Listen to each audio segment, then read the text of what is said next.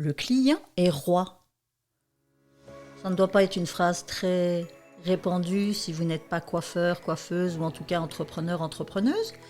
Mais quoique, vous vous êtes peut-être senti dans cet état d'esprit lorsque vous alliez à un rendez-vous. Le client est roi. Est-ce que cela veut-il pour autant dire qu'il a tous les droits et que l'entrepreneur a tous les devoirs ? Oh, vaste sujet. Moi, je vous avoue que c'est une phrase qui m'a toujours horripilée. Vraiment, c'est quelque chose que, sincèrement, je n'accepte pas. Pourquoi ? Écoutez, je vais vous en dire un peu plus dans cet épisode. Et alors moi, sachez une chose, c'est que mes clientes, qu'est-ce que c'est ? Ce sont mes compagnes de route. C'est pas plus sympa comme titre ? Allez, moi je trouve que ça donne un meilleur équilibre en tout cas.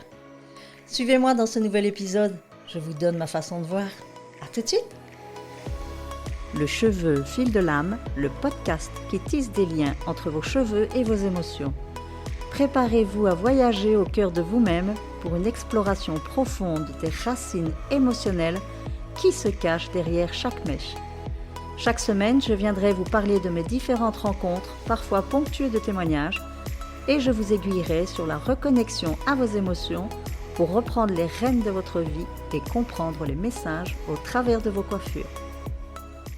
40 années. Alors, j'ai déjà fait un épisode où je faisais un peu ce flashback en disant que c'était 40 années que je voulais jeter à la poubelle et limite renier, alors que c'est pratiquement la moitié de ma vie.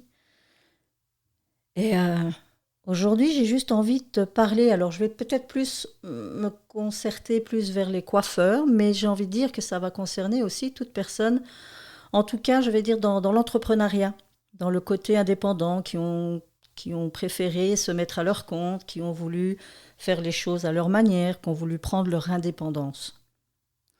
Alors, il y a beaucoup de choses qui ont été vécues durant toutes ces années, que ce soit en lien avec, je vais dire, le côté aussi patronal, parce que je n'ai pas toujours été indépendante. Les premières années, j'ai travaillé pour des personnes.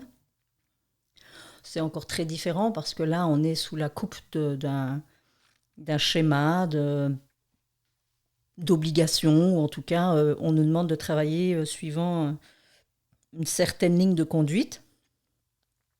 Alors pour un début, c'est un peu normal, parce que quand on n'y connaît rien, on apprend. On apprend et on apprend aussi à se forger.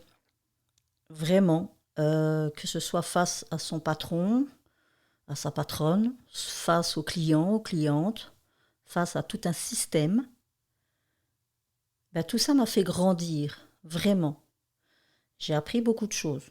Alors, j'avoue que les premières années, c'était plus comme c'était vraiment par dépit, ça a été plutôt des années de... Alors, pas vraiment d'apprentissage, parce que j'étais dans une rébellion permanente. Dans une rébellion dans le sens où je faisais les choses à contre-cœur. C'était pas top. Et puis, je me sentais pas du tout concernée, parce que comme je travaillais pour quelqu'un, qu'il y ait du travail ou qu'il n'y en ait pas, moi, à la fin du mois, c'était la même chose. Moi, mon salaire, il tombait. Je n'avais pas à me tracasser de savoir si j'avais assez de clientes pour payer mon mois, si j'allais avoir assez de travail pour rentabiliser mon salaire.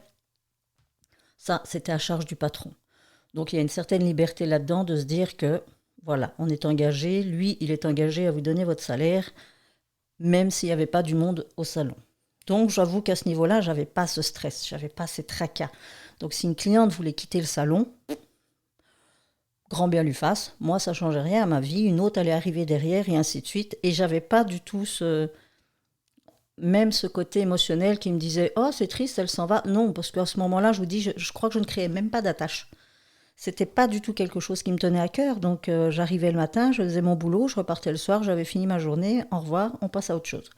Donc, il n'y avait vraiment rien d'émotionnel. C'était je fais pour faire. Et puis voilà, au fil du temps, des choses se sont passées, aussi bien dans ma vie privée que professionnelle. Et puis, c'est après mon 4e enfant, où là, quand je me suis arrêtée de travailler, déjà après le 3e, j'ai eu un moment cette envie de me dire, mais je sature d'être sous les ordres de qui que ce soit. Alors, c'était pas tant d'être sous les ordres de qui que ce soit, c'était de ne pas pouvoir faire comme moi j'avais envie. Donc, me mettre à mon compte, c'était pour moi un signe de liberté. Alors évidemment, tout était relatif, j'allais l'apprendre à mes dépens que cette liberté avait un coût. un coup, c'est-à-dire que là, c'est moi qui devenais donc, on va dire, patronne, indépendante. Et là, s'il n'y avait pas de clients, il n'y avait pas de salaire. Mais voilà, malgré ça, j'ai continué, ça ne m'a pas dérangée. Ça a été parfois difficile à vivre, mais j'ai tenu bon et je voulais continuer sur cette ligne de conduite parce que voilà, j'avais cette sensation de faire ce que je voulais.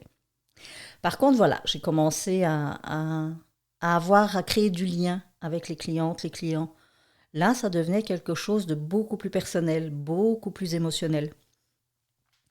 Il y a des gens, évidemment, avec qui ça passe bien, d'autres avec qui ça passe moins bien. Bon, ça se calcule pas trop, hein, c'est vraiment l'alchimie qui opère. Et puis, je vais dire, mon état d'esprit aussi a évolué durant ces 40 années. Donc, quand j'ai fait la découverte de beaucoup de choses, surtout en coiffure holistique, évidemment, mon approche a été assez différente. Donc, je ne veux pas revenir sur ce parcours-là dans comment je suis passée de la coiffure commerciale à la coiffure holistique, c'est pas le but. Mais évidemment, cette transition a beaucoup joué sur mon mental, sur ma façon d'être en approche avec mes clientes. Je ne les voyais plus comme une source de revenus mensuels en me disant ouais, si elle vient plus, j'ai pas mon salaire. Non, non, c'était vraiment quand une cliente partait, ça me touchait. Ça me touchait différemment. C'était vraiment émotionnel, c'était pas du tout matériel. Et puis tout ça, ça m'a aussi permis de m'apprendre aussi comment je fonctionnais, comment ça se passait pour moi, comment je pouvais aborder un peu toutes ces situations-là. Et puis, c'est vrai que d'un point de vue commercial, quand une cliente vous quitte, il y a... Alors, je vais plutôt remettre tout en jeu. Quand une cliente me quitte ou me quittait, c'était une remise en question complète.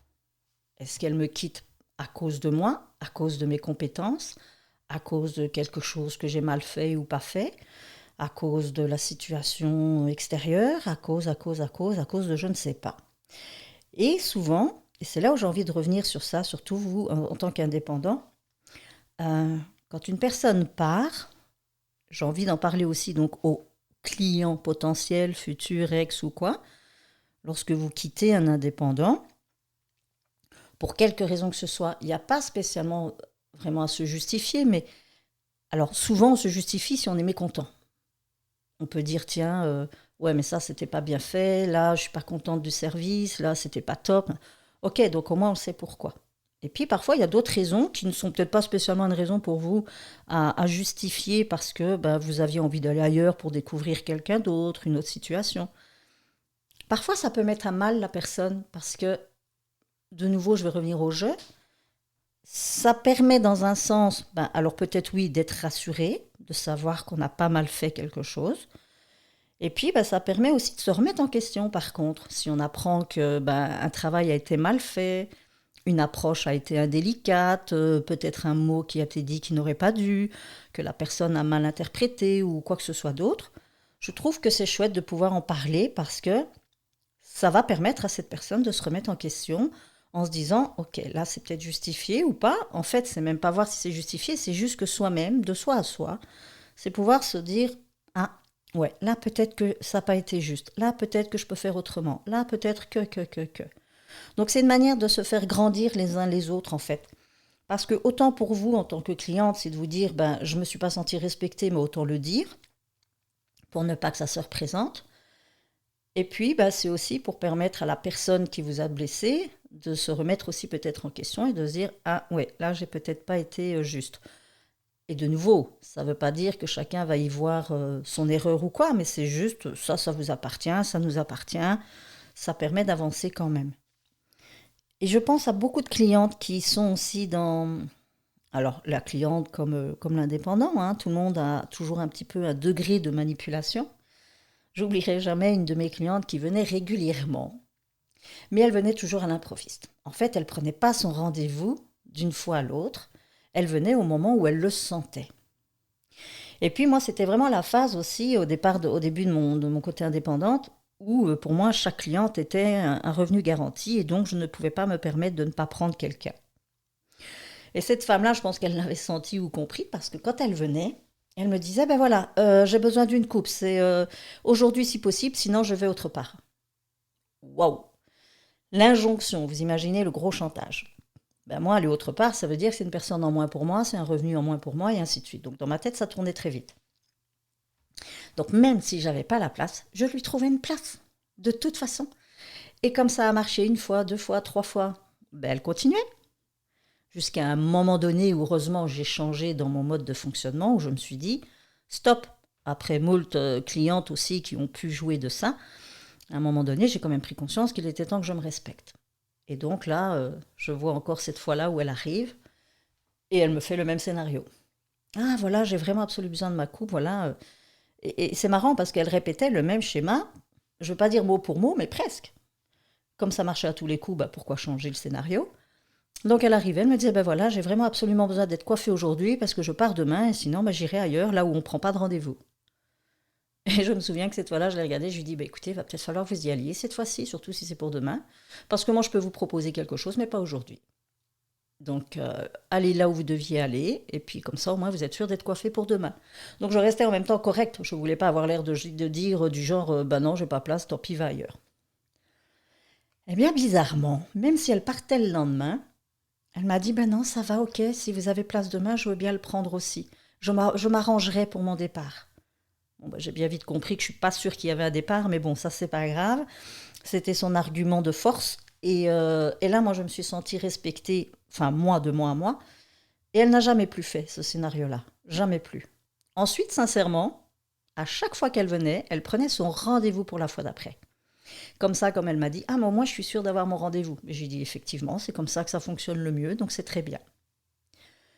Le cas d'une autre cliente qui, elle, alors, sous prétexte qu'elle avait, on va dire, un statut social assez élevé, quand elle arrivait dans le salon, alors là, par contre, je vais faire plutôt une parenthèse, j'étais pas encore indépendante à ce moment-là, je travaillais pour un salon. Un salon assez réputé dans la ville où je travaillais. Et donc, cette personne, que je vous dis avec un niveau social élevé, lorsqu'elle arrivait, c'était un salon pourtant où on travaillait avec rendez-vous aussi. Mais voilà, son horaire, son agenda professionnel faisait que, ben voilà, elle pouvait être prise à l'improviste de partir en voyage ou que quoi qu'est-ce. Elle débarquait dans le salon. Bonjour, je vais dire Albert pour ne pas citer des noms. J'ai besoin d'un rendez-vous tout de suite, il me faut un brushing s'il te plaît, je dois partir absolument prendre mon avion demain. Oui, bien sûr madame, allez-y, installez-vous. Et je me souviens que cette femme, c'est moi qui suis tombée dessus, entre guillemets. C'est moi qui ai dû la coiffer. Alors, à mes dépens, hein. Là, je vous assure que ça a été une de ces expériences pour moi extraordinaires. C'est que cette femme que j'ai coiffée ce jour-là m'a mise dans tous mes états. Elle m'a littéralement, comment on va dire, humiliée devant tout le salon. Le salon était bondé, tout le monde était là, tout le monde entendait, tout le monde la connaissait et tout le monde savait comment elle fonctionnait. Sauf que pour moi, c'était une première. Et donc, je me suis retrouvée humiliée, où elle essayait de me dire comment je devais faire mon travail parce que j'y arrivais pas. Donc, c'est vrai que j'étais novice, j'étais au tout début de mon apprentissage. Et elle me dit, mais enfin, c'est pas comme ça qu'on fait un brushing, moi je vais vous montrer. Elle prenait carrément les brosses et cheveux de mes mains, elle me montrait, elle me faisait une démonstration en fait. Voilà comment tu dois faire, mais vraiment d'un ton très hautain. Moi, surtout à l'époque, assez timide et pas du tout extravertie, j'étais plutôt en train de ravaler ma salive et mes larmes. Et je me disais, mais j'avais la gêne, vraiment, j'étais gênée.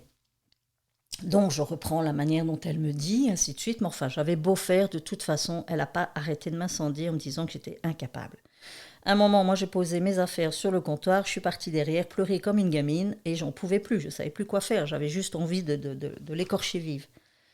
Là, mon patron vient me chercher, il me dit, tu me fais pas un coup pareil, tu vas retourner là-bas et tu vas la terminer. Oula, moi, j'avais pas envie, évidemment, mais bon, j'obéis, donc je le fais. Je crois même que ça a dû être sûrement une de mes collègues qui a dû terminer parce qu'apparemment mon travail ne convenait pas. Et ce scénario-là, il m'est resté mais très très longtemps en moi, où je me suis dit, mais enfin Marie, tu t'es complètement laissée faire, c'est une catastrophe. Mais voilà, j'avais pas les armes, j'étais pas outillée pour réagir. Et puis, sans mentir, je crois que c'est ouais, plusieurs mois plus tard, elle revient. Et là, évidemment, moi, je la vois arriver. Je dis à mes collègues, vous faites ce que vous voulez, mais moi, je n'y touche pas.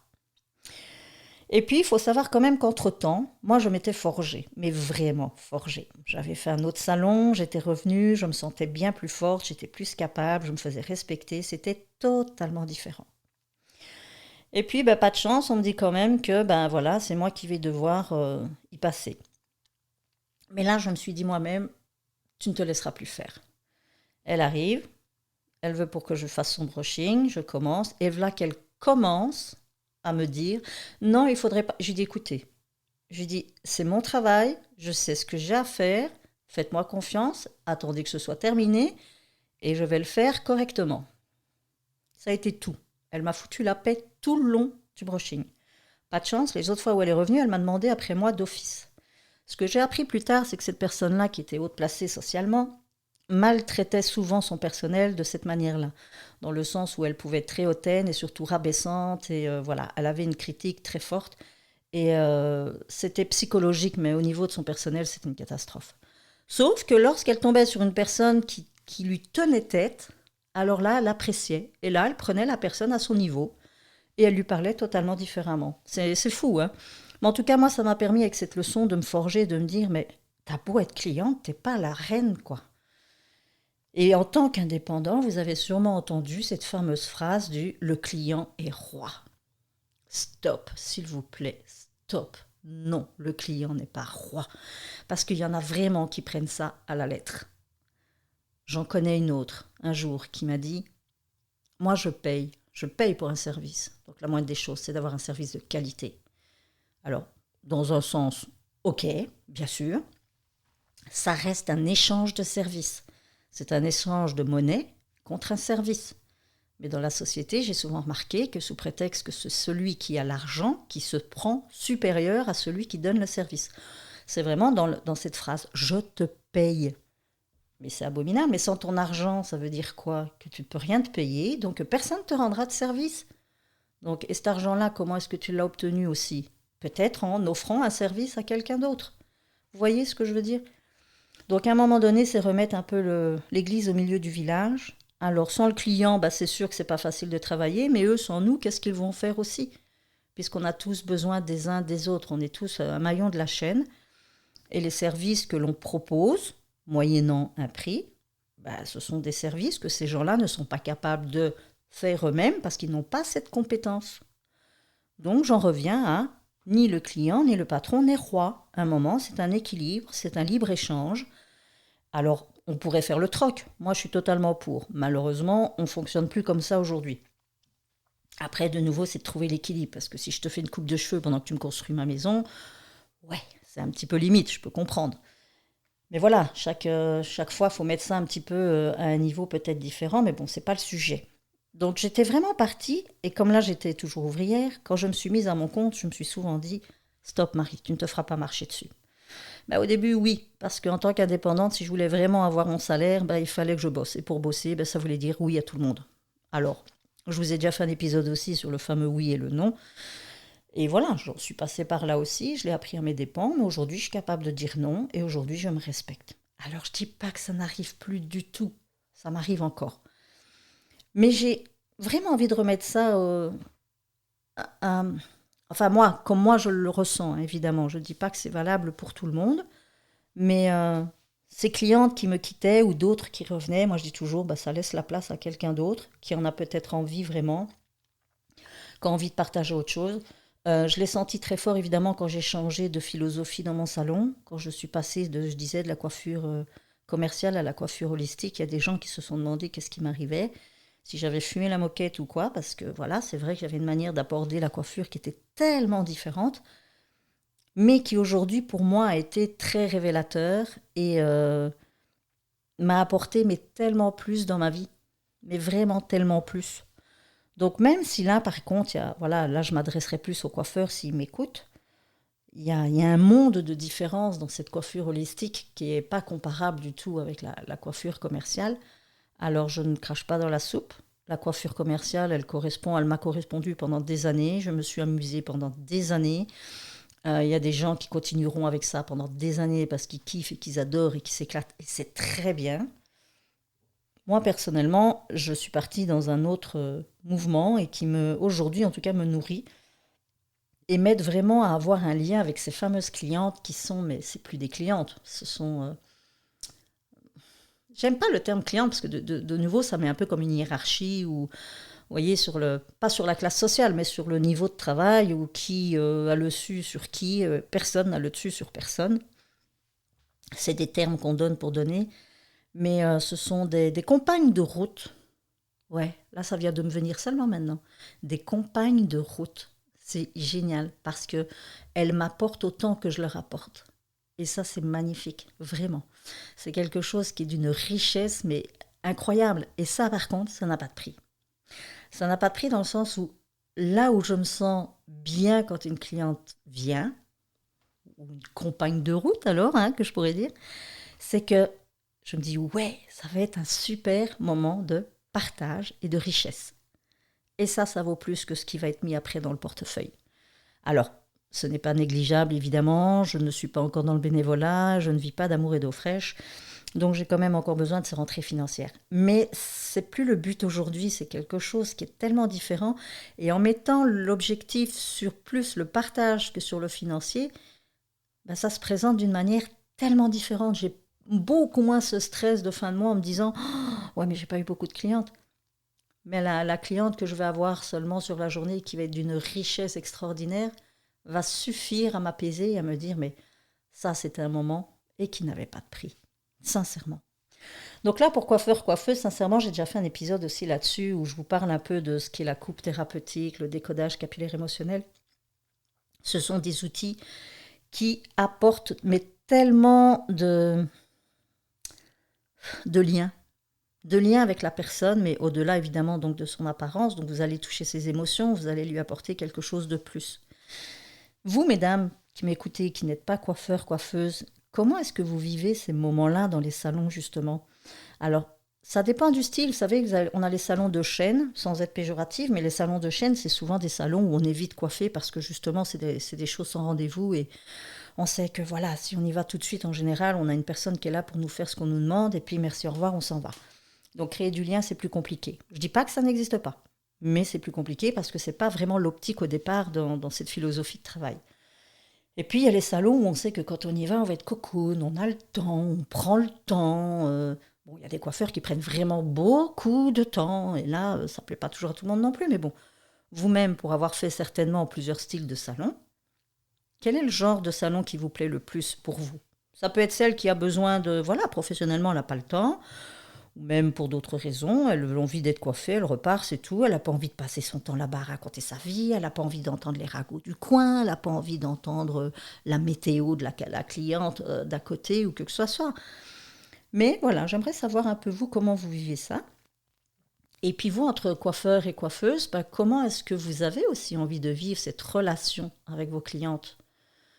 Quel lien vous avez envie de créer avec elles? Est-ce que c'est le lien purement commercial qui remplit votre caisse? Et il n'y a rien de mal à ça, c'est un boulot comme un autre.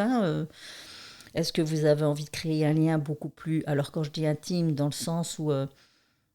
oui, on crée du lien qui nous rapproche. Alors je ne dis pas qu'il faut se faire ami avec tout le monde, on n'a pas toujours le temps de tout ça, mais c'est quand même un moment choyé, je trouve. Quand on va chez le coiffeur, vous savez, c'est pas comme quand on demande...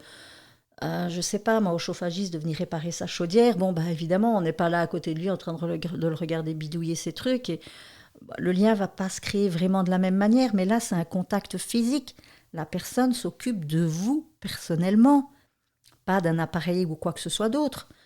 Et donc, c'est là, j'aimerais bien savoir comment vous créez ce lien. Que vous soyez coiffeur, coiffeuse ou cliente ou client, c'est quoi le plus important pour vous?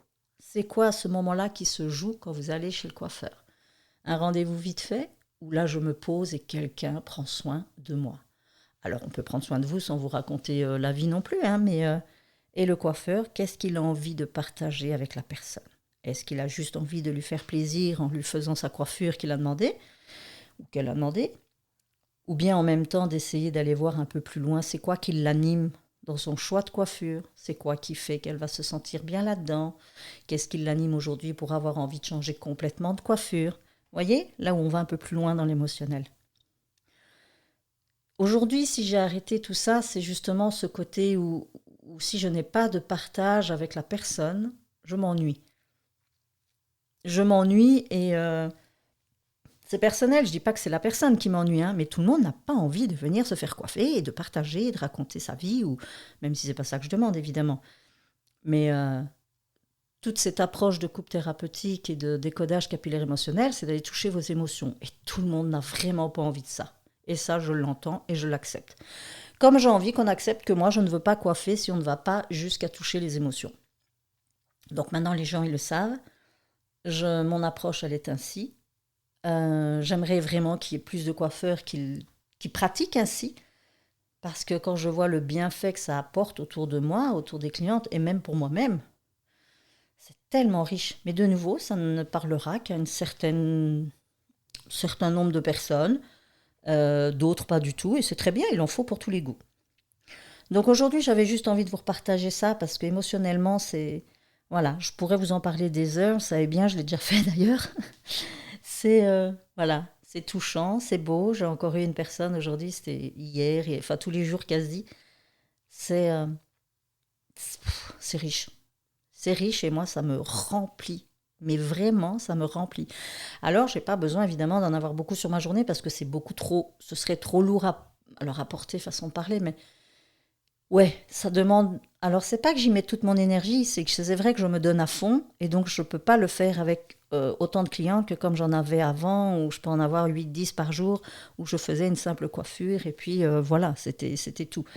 Là, il y a vraiment un investissement personnel et la personne aussi. Donc, au niveau émotionnel, il se passe des choses tellement fortes que faut apprendre à se protéger aussi. On ne peut pas tout ramasser des autres, mais ça, je le gère facilement. Mais ça va souvent toucher quelque chose en moi qui m'est personnel. Donc, je ne peux pas rester non plus de marbre. Je ne le reste jamais. Mais il y a des fois où même quand la personne est partie, voilà, c'est venu me bousculer un peu. Mais jamais par hasard. C'est parce que ça vient toucher quelque chose en moi sur lequel je dois continuer d'avancer et voilà, peut-être de me questionner ou juste de prendre conscience de certaines choses. Mais vivre mes rendez-vous de cette manière, aujourd'hui, c'est juste magique. Donc c'est ça que je dis, je ne jetterai pas mes 40 années, surtout les 15 dernières qui étaient plutôt différentes, mais les premières ont été importantes aussi, parce que c'est elles qui m'ont permis de mettre le pied à l'étrier. Je ne pense pas que j'aurais pu rentrer directement dans la coiffure holistique du jour au lendemain, surtout que j'y connaissais rien. Donc, et puis j'avais pas l'âge pour le faire. Même si peut-être qu'aujourd'hui il y en a qui commencent tôt, mais là moi non, j'avais de toute façon pas cet état d'esprit. Donc le cheminement il est logique. Tout ce temps passé avant à faire ce que j'ai fait, et parfois je m'en souviens encore, hein, j'ai des étapes où je me suis super bien amusée, mais je cherchais autre chose, j'attendais autre chose. Donc je n'ai aucune déception, aucun regret. Ça a été des moments de ma vie qui convenaient très bien avec ce que je vivais à ce moment-là. Donc je ne cherchais pas ça. Mais quand ça m'est tombé dessus, là j'avoue que ça a été un chamboulement et je n'ai fait que aller de plus en plus loin dans ce domaine. Et donc aujourd'hui c'est vrai que je suis à fond là-dedans et aujourd'hui je suis partie pour enseigner aux coiffeurs et aux coiffeuses l'approche beaucoup plus holistique avec leurs clients-clientes. Pour ceux en tout cas que ça intéresse, parce que je trouve ça tellement riche. Alors, je ne pratique plus rien comme transformation capillaire, hein, c'est simplement de la coiffure coupe ou décodage. Et puis, c'est un moyen comme un autre, un outil comme beaucoup d'autres, thérapeutique, qui va les aider à avancer aussi sur leur chemin et de les accompagner un petit bout comme ça. Et voilà, donc j'avais envie de vous partager ça aujourd'hui. C'était à brûle-pourpoint, c'était pas vraiment calculé, ça part peut-être un petit peu même dans tous les sens. Mais je sais pas, c'était une émotion qui m'est montée à ce moment-là, qui m'a dit allez vas-y Marie, enregistre. Alors ça s'adressait autant à vous en tant que cliente, en tant que coiffeuse ou même simplement indépendant. Ce lien avec les clients-clientes, ce lien avec nos parcours, nos compagnons de route. Voilà, j'adore ce terme, compagnon de route. N'hésitez pas à me faire part de vos interprétations par rapport à tout ce que j'ai dit, de votre vécu, de vous, comment vous voyez ça, comment vous le vivez en tant qu'indépendant, en tant que coiffeur, coiffeuse ou cliente. Voilà, je serais heureuse de vous lire et puis de partager avec vous aussi ces moments-là et puis de connaître un petit peu à vous votre pensée sur le sujet. Je vous dis à tout bientôt, je vous remercie pour votre écoute, n'hésitez pas, pensez à vous abonner pour connaître la suite des épisodes et puis je vous dis alors à tout bientôt, bye bye.